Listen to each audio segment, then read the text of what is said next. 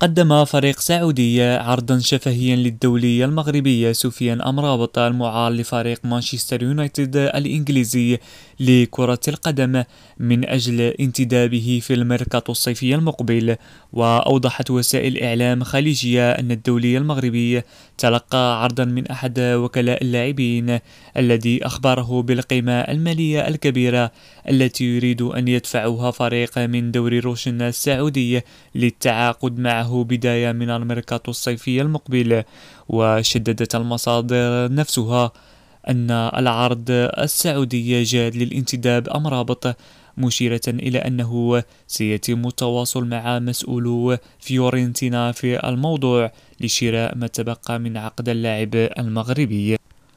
وحيث أفادت المصادر ذاتها بأن أمرابط لم يتفاعل مع العرض بشكل كبير، تاركا الأمر إلى حين اقتراب موعد فترة الانتقالات الصيفية، مبرزا أن هناك مقربين منه يحاولون إقناعه بتغيير البوصلة صوب دوري روشن السعودي الذي تمكن خلال الفترة الماضية من استقطاب العديد من النجوم. تجدر الإشارة إلى أن أمرابط كان وقع في كشوفات مانشستر يونايتد الإنجليزي في مرحلة الانتقالات الصيفية الماضية بنظام الإعارة لمدة سنة قابلة للتجديد قادما من فيورنتينا الإيطالي. يواجه الدولي المغربي ياسين بونو حارس مرمى فريق الهلال السعودي لكرة القدم مهمة شاقة بسبب إصابة الحارس الثاني للفريق حبيب الوطيان بقطع في الرباط الصليبي.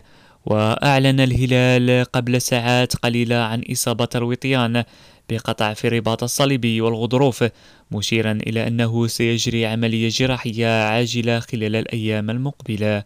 وسيكون حامي عرين أسود الأطلس في مهمة شاقة، حيث من المفترض أن يخوض جميع المباريات المقبلة بدون راحة.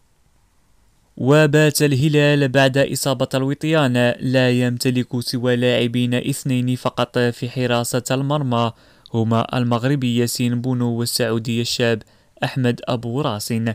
وبونو هو الحارس الأساسي الذي خاض أغلب مباريات الموسم، وسيعاني من ضغط متواصل بسبب صغر سن الحارس الثالث أبو راسين.